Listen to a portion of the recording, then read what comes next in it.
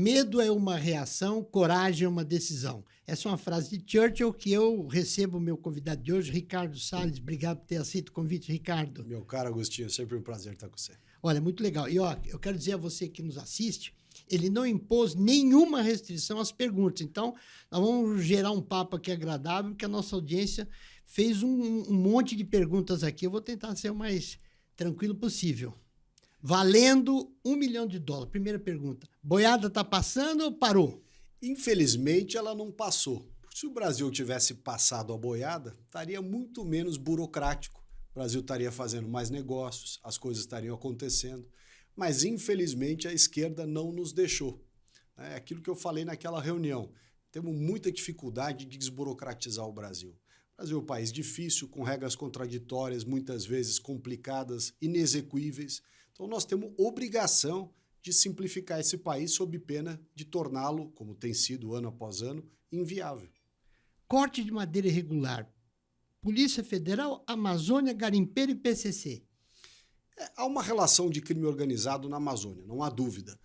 Mas tem uma questão social também. Você tem uma região na Amazônia com 25 milhões de brasileiros, uma região que é do tamanho da Europa Ocidental, com a maior riqueza natural do planeta, porém as pessoas vivem no pior índice de desenvolvimento humano. Isso é um convite à irregularidade. Você pega uma região rica, com gente pobre, e fala para essas pessoas, não, você não pode fazer nada. Você tem que viver na pobreza, porque é isso que o mundo espera de você. Não, isso não vai acontecer. Então é preciso investir nas pessoas da Amazônia. A hora que você tiver uma melhora na qualidade de vida das pessoas, de verdade, não esse discursinho vazio que a esquerda utiliza, né? Isso aí não enche a barriga de ninguém lá na Amazônia. Precisa criar desenvolvimento econômico de tal sorte que eles melhorem de qualidade de vida. Melhorando a qualidade de vida, eles não serão tão facilmente cooptados por atividade ilegal e, consequentemente, haverá maior respeito ambiental. $500 milhões chega aqui para o Brasil, para a Amazônia ou não? Não chega, não chega. Essa turma se acostumou a impor condições ao Brasil, uma série de cobranças, nos colocar a culpa e aquilo que competiria aos países ricos, que é ajudar economicamente os países em desenvolvimento, para fazer aquilo que eles não fizeram, pagar que é bom, eles não querem. Depois de uma carreira exitosa, 2 vezes secretário do governo do Estado de São Paulo, ministro do Meio Ambiente, bem eleito para deputado federal, você teve um score surpreendente, 640 mil votos. O que te motiva a ir em sentido da candidatura à prefeitura da cidade de São Paulo? Veja, São Paulo está refém das máfias, refém dos esquemas, a cidade está suja, está abandonada. Nós temos que resgatar São Paulo. Nós só vamos conseguir resgatar São Paulo com uma atitude que mostre São Paulo o potencial que ela tem. São Paulo é muito maior do que esses problemas do que ela está vivendo, mas não vai ser, né, com uma prefeitura mal administrada desse jeito, com uma visão pequena, medíocre, que nós vamos melhorar a cidade. São Paulo está entre 2 dilemas se eu não for candidato. De um lado, uma pessoa que vai transformar São Paulo numa grande bagunça, que é o Guilherme Boulos, e de outro, um prefeito que é muito menor do que o tamanho da cidade de São Paulo. É aquilo que a gente tem falado, a cidade hoje, de organizada, só o crime. Você é um dos mais aguerridos defensores do ex-presidente Bolsonaro. Você terá o apoio dele? Você tem o apoio dele nessa sua largada? Eu tenho e fico muito orgulhoso de ter o apoio do presidente Bolsonaro.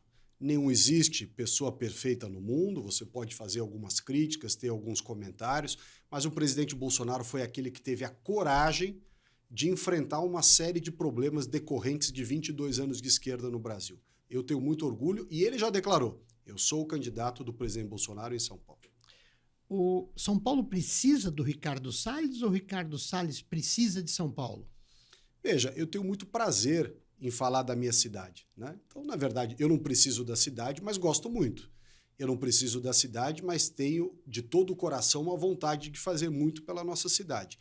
Se a cidade me der a oportunidade de trabalhar por ela, nós vamos trazer para São Paulo os melhores exemplos do mundo para cada campo que a gente for trabalhar. No transporte, na saúde, nas creches, na iluminação, na pavimentação, no enterramento dos fios, numa cidade que está com uma aparência ruim, uma qualidade de vida ruim, eu vou fazer tudo que eu puder.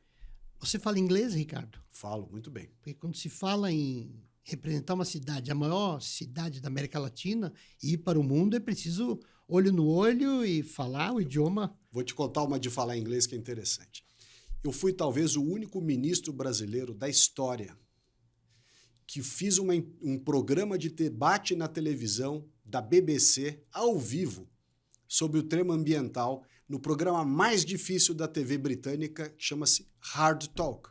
Tem um programa de debates na BBC, em Londres. Eu fui lá ao estúdio, fiz o programa ao vivo, em inglês, contra o debatedor britânico que eles puseram para me questionar sobre os temas ambientais. Que maravilha. Ricardo, vamos falar um pouquinho de combustível menos poluente para carro.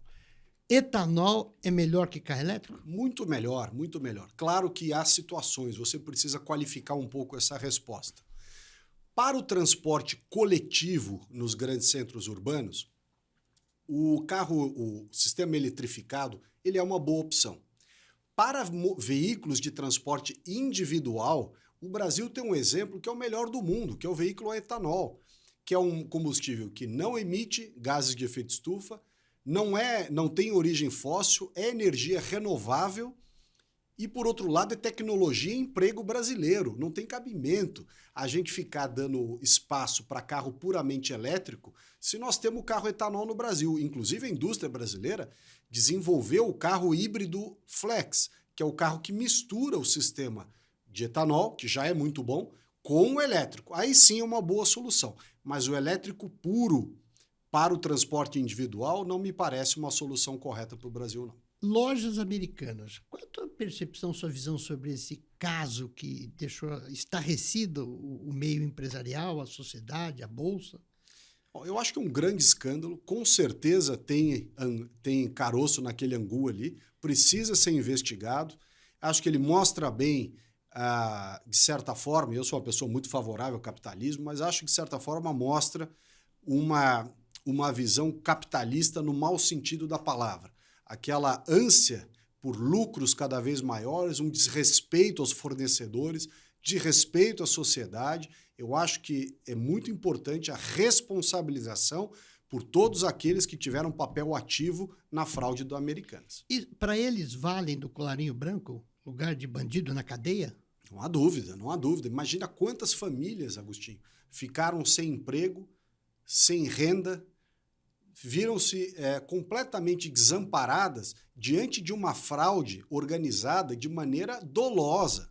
Foram anos de preparação, mexe no esquema societário, mexe no acordo de acionista, mexe na forma de pagar fornecedor. Ou seja, essa situação da Americanas, ela foi construída propositalmente e como tal deve ser tratada.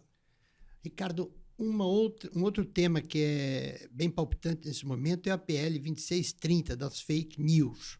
Qual a tua percepção sobre essa PL? É um projeto da censura. É uma vergonha que o Brasil esteja discutindo essa matéria.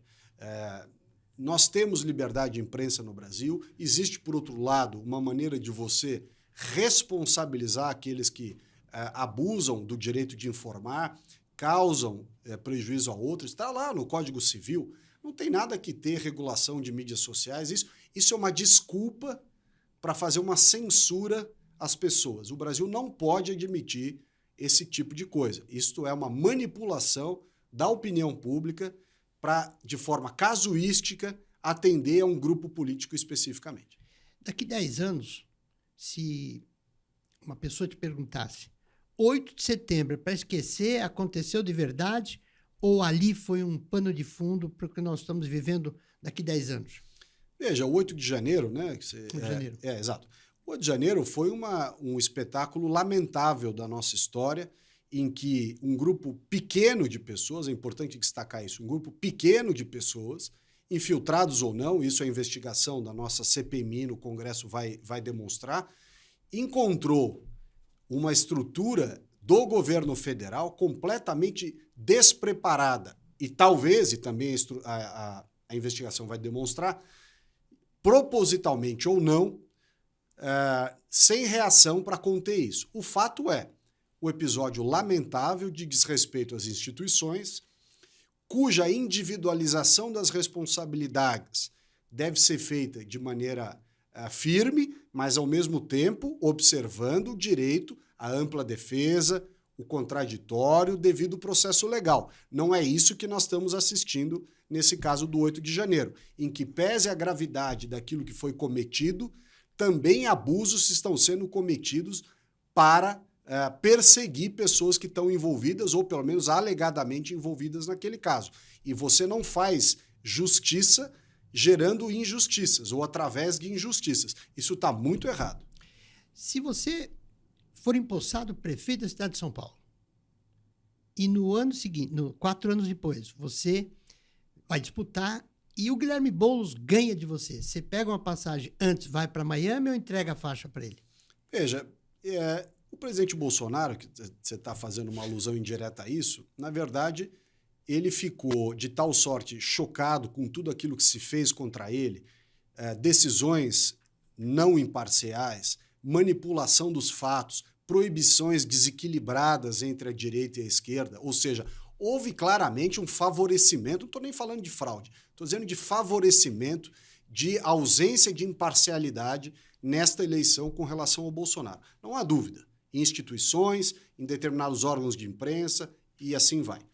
Que ele ficou numa situação que ele se viu emocionalmente, né, pessoalmente, impossibilitado de continuar naquele momento. Ele foi para o exterior e voltou e está aí. Eu, se tiver uma posição de ser prefeito de São Paulo e, eventualmente, concorrer à reeleição e perder, minha resposta inicial, meu ímpeto, meu sentimento é de transmitir o cargo. Faz parte. Eu acho que até o Bolsonaro também tinha e tem esse sentimento. Agora, ele passou por uma situação tão específica, tão peculiar, que é difícil fazer uma comparação entre um caso e outro.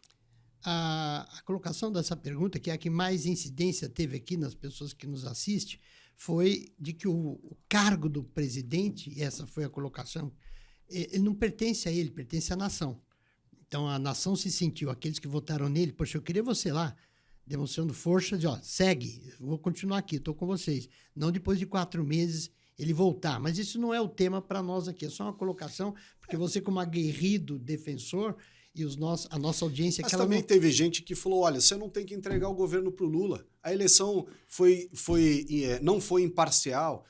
Órgãos públicos proibiram tudo que dizia respeito ao Bolsonaro e liberaram tudo que dizia respeito ao Lula, inclusive o próprio Lula, que estava condenado a inventar uma desculpa processual qualquer para descondená-lo e permitir que ele viesse combater o Bolsonaro. Então, o sentimento do Bolsonaro, nesse caso, é de uma injustiça muito grande, independentemente dele ter ganho ou perdido. O sentimento dele é o seguinte, juntou um monte de gente, inclusive de instituições, para prejudicá-lo deliberadamente. Então, assim, é preciso entender que é um caso excepcional e, consequentemente, um comportamento excepcional. Perfeito. De onde vem a sua coragem? E aí, essa maneira de falar, esse seu desprendimento, a sua liberdade com que você trata cada tema... o seu Salles, qual é a origem do Salles que você leva? O meu Salles é uma família campineira, né? Originalmente, inclusive, o meu tataravô era irmão do ex-presidente. Então, ali tem uma ligação muito próxima, né? O que acontece na prática? A gente vai aprendendo que quando você não tem nada para esconder, você não tem nada para inventar, você pode responder a verdade. Quem não gostar das nossas colocações pode votar em outro. Não tem problema, você tem como defender os seus pontos, né? Então, mas você é sobrinho neto de um ex-presidente da República. Pois é, a nossa família tinha vários políticos, mas eu, mais próximo de mim, não tinha ninguém. Isso é uma coisa pessoal, de treinar, de aprender, de debater e tudo mais. Eu gosto do debate. Acho que o debate nos instiga justamente a ter essa visão de, vamos dizer assim, de um contraditório. O contraditório é bom. É bom.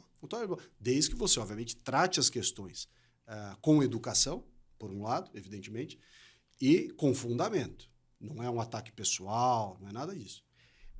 No quadro hoje, o Ricardo Nunes, ele parece que tem, e sinaliza-se que o governador do estado de São Paulo, Tarcísio, ex-colega ministro, com você, e devem acompanhá-lo por uma questão de trazê-lo para a direita. Você acredita mesmo que haja direita e esquerda na cidade de São Paulo, a ponto de que essa disputa vai separar direita de esquerda no voto para a eleição do nosso prefeito? Veja só, o Bolsonaro teve o mérito de fazer com que a direita se manifestasse e aparecesse no Brasil. Nós sempre tivemos direita, só que ela estava meio escondida. As pessoas achavam que o PSDB era a direita. É, né? verdade. Então, havia uma distorção enorme do parâmetro de ser direita e esquerda. Muito bem. Por outro lado, as soluções que a direita e a esquerda trazem para os problemas são completamente diferentes. A esquerda acredita no tamanho do Estado, no agigantamento do Estado, no estatismo realmente. Né? Acredita que o Estado vai decidir no lugar da pessoa.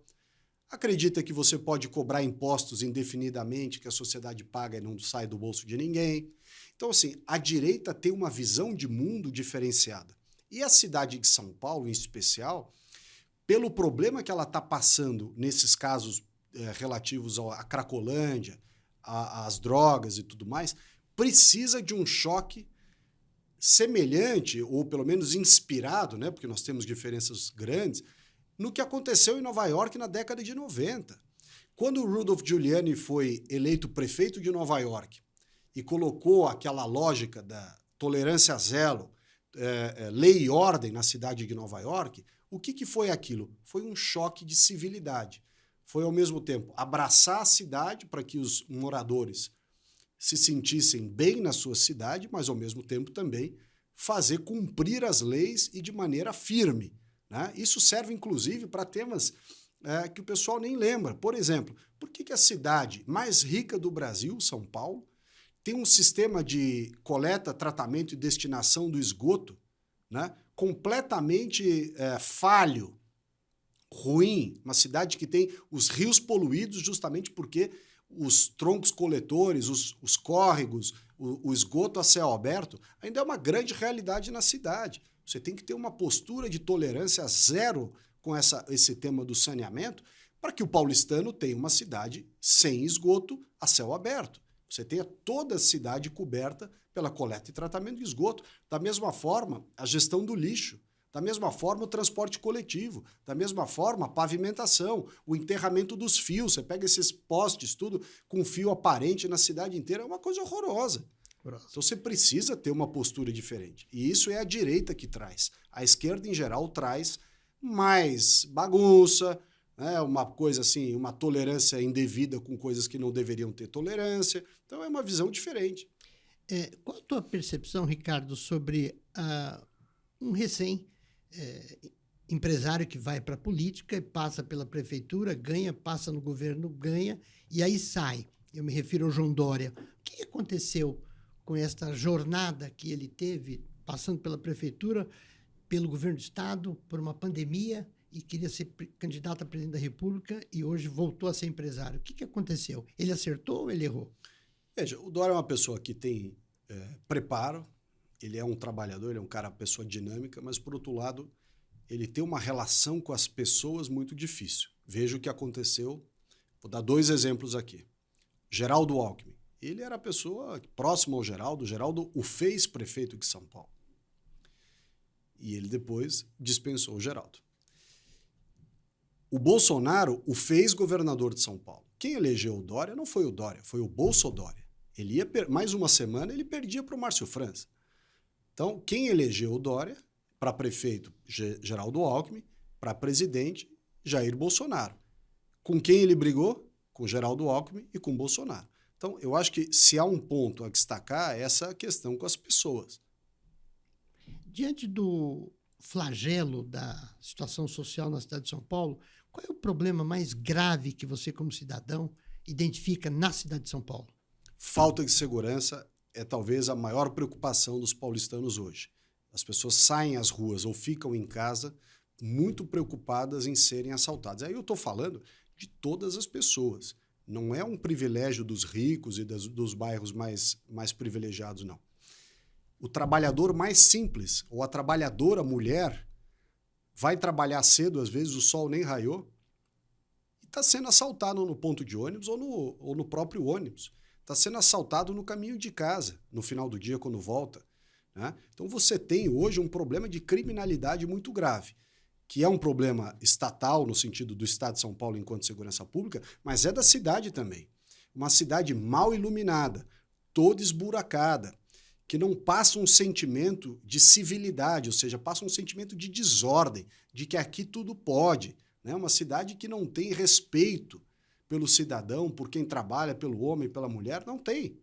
São Paulo se converteu numa cidade completamente caótica. É o que eu tenho repetido, a cidade de São Paulo, aqui de organizado só o crime.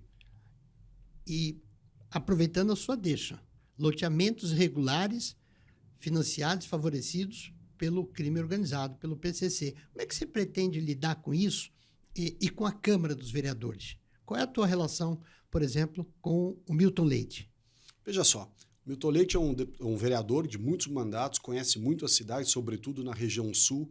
Então é uma experiência, é um conhecimento que não pode ser dispensado. Mas, por outro lado, o executivo ele tem que manter com o legislativo uma relação, claro, de simbiose no sentido que todos trabalham pela cidade, mas há uma separação necessária. Não se faz loteamento do poder executivo só para ter apoio no legislativo. Isso não dá certo. Não deu certo no governo federal, na época do PT, não deu certo nos estados em que houve loteamento, não está dando certo na cidade de São Paulo e não vai dar certo em lugar nenhum. O legislativo tem um papel, o executivo tem outro papel. É preciso haver um respeito mútuo entre os dois, mas cada um na sua esfera de competências. Não há essa história, me dá 2 subprefeituras aí para a gente te apoiar, e aí subprefeitura de porteira fechada, dá uma secretaria aí, porteira fechada, faz o que quiser. Negativo. Não é assim que funciona. E aqui em São Paulo, inclusive, o Tarcísio está dando uma boa demonstração de como é possível se relacionar bem com o Legislativo, no caso a Assembleia Legislativa de São Paulo, sem você fazer um loteamento das secretarias e dos cargos. Você pode indicar gente, se for gente boa e competente, bem-vindo, mas não é pressuposto da relação com o Legislativo, é bem diferente. E os cartéis, Ricardo? Nós temos os cartéis, por exemplo, do transporte público, do lixo, como o serviço funerário. Como é que você pretende lidar com isso, sabendo que eles são os que financiam a parte que a gente poderia dizer, a parte podre do nosso legislativo na Câmara dos Vereadores? Como é que isso funciona? Olha, naquilo que é crime, superfaturamento de licitações, cartel e outras sortes aí de crimes contra a administração pública, não tem alternativa. É polícia, Ministério Público, cadeia. A hora que você trata com bandido, a solução para bandido é polícia, judiciário, cadeia. Fim de papo. Não tem negociação com bandido. Não se negocia com bandido. E São Paulo, infelizmente, é uma cidade que há muitos anos vem sendo refém de tudo que não presta. A cidade é refém disso. Você se sente confortável, mais confortável, por ter um cabo eleitoral como o ex-presidente da República, que não é uma coisa tão simples, é forte, um governador que foi seu colega ministro, você tem um senador como Marcos Pontes. Isso, na sua percepção, oferecerá ao Ricardo Salles uma vantagem competitiva de entrega mais saudável, melhor para a cidade? Esse time a que você se referiu, Marcos Pontes, senador, Tarcísio, governador, Bolsonaro como ex-presidente, traz para nós uma credibilidade muito grande. Nós tivemos no governo do presidente Bolsonaro, na administração do Tarcísio como ministro e agora como governador, a figura do Marcos Pontes e vários outros, né? Um outro patamar de Brasil. O Brasil nunca teve isso, nunca teve um grupo de ministros como havia, nunca teve um trabalho sério como nós tivemos. Não teve. Não há momento na história recente do Brasil que isso tenha acontecido. Então eu sinto que a cidade de São Paulo, com este alinhamento do governo municipal, com o governo estadual, uma eventual administração alinhada entre os dois entes federativos, o São Paulo voa, né? Você vai sair de uma cidade abandonada à própria sorte, que é o que está acontecendo hoje, com uma cidade com comando, e um comando respaldado pelo governo do estado, onde está o Tarcísio. Ótimo. Ricardo, nosso tempo chegou aqui na quadra final, mas você, por favor, eu te agradeço a gentileza por estar aqui nos prestigiando, querido amigo, você sempre nos prestigiando. Você tem, nós temos aqui uma pergunta da nossa produção a fazer a você. Eu queria perguntar o seguinte para você, Ricardo. Eu entendo que você é um político hoje em dia que divide opiniões de uma maneira muito pragmática, de uma maneira muito contundente. Então, de um lado, gosta-se muito de você e de um outro lado não gostam muito de você e você é muito criticado. A minha percepção é que o lado que não gosta é um lado que te compra e te conhece pela mídia. É um lado que não teve a menor oportunidade de debater, de tomar um café, muitas vezes de ser recebido no teu gabinete. Independente de ideologias, o que você poderia dizer para essas pessoas que te compram através de manchetes dessa grande mídia?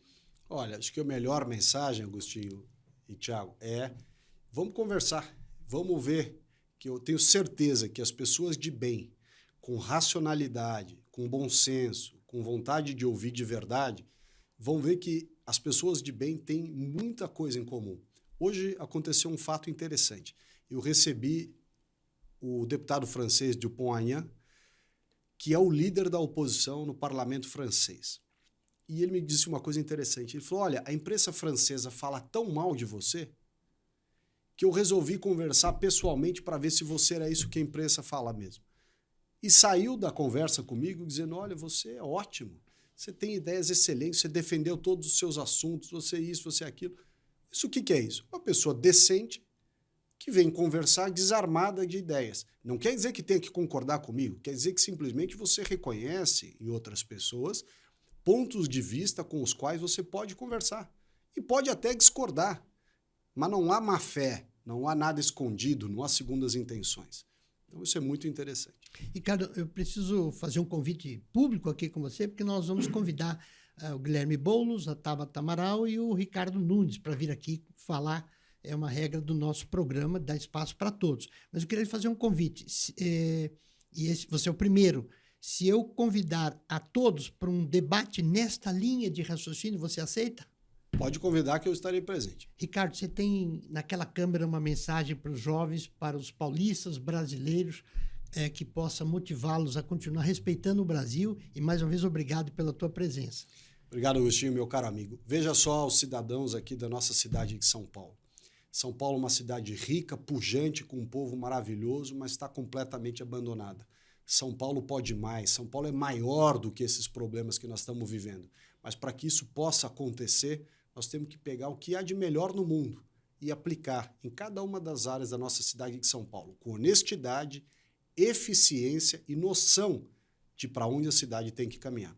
Então, esta é uma discussão que eu agradeço que você abriu e, no momento oportuno, durante as eleições, se eu puder mesmo ser candidato, eu vou gostar muito de debater isso. Obrigado, Ricardo. Obrigado, Boa sorte para Agostinho. você, hein? Obrigado. Um abraço.